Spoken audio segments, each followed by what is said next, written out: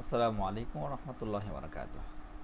প্রিয় দর্শক সকলে কেমন আছেন? আশা করি অনেক অনেক ভালো আছেন। আলহামদুলিল্লাহ আমি অনেক ভালো আছি। প্রিয় দর্শক, আজকে এই টেকনোলজিক্যাল ভিডিওতে যে বিষয়টি আপনাদের সামনে তুলে ধরব সেটি আপনাদের অত্যন্ত জনপ্রিয় একটি এপিসোড। সেটা হচ্ছে আমরা বর্তমানে প্রবেশ করছি টেকনোলজিক্যাল ভিডিওতে।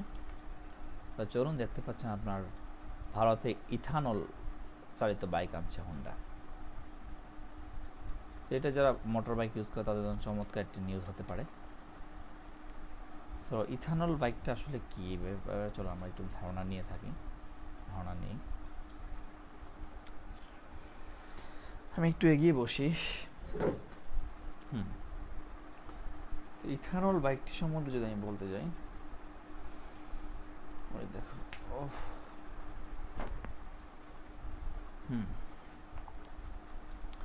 টিভিএসের আপনার ভারতে flakes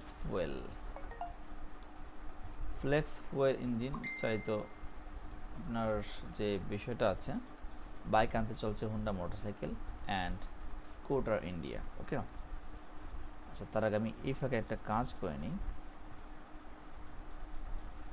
alt, oh my goodness, sorry, 35টা।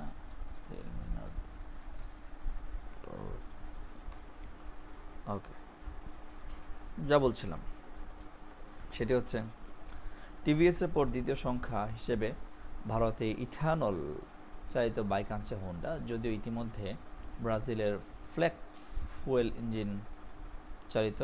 Fuel ইঞ্জিনের বাইক বিক্রি করা শুরু করেছে এই জাপানি সংস্থা। একবার তাদেরকে নজর ভারতীয় বাজার, মূলত পেট্রোল ডিজেলের থেকে পরিবেশ বান্ধব জ্বালানি ইথানল।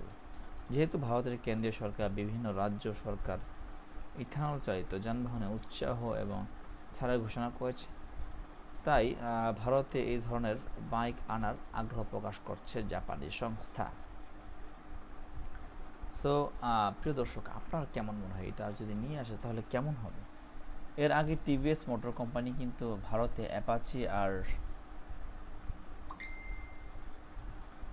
আমাকে স্পষ্ট দেখতে পাচ্ছেন?